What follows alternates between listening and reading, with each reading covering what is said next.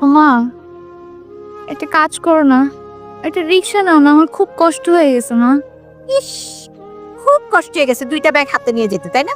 তোর জন্য রিক্সা নিতে হবে এখন। মা, আমার কোচিং এ লেট হয়ে যাচ্ছে, আমি রিক্সায় গেলাম। জলি, তুই রিক্সায় গেলে বাজারটা নিয়ে যা না, মাকে নিয়েও যা, আমি ঈদে আসতেছি। আরে কি সব, আমি রিক্সায় করে বাসায় যাব, তাই তোর বাজার নিয়ে যাব?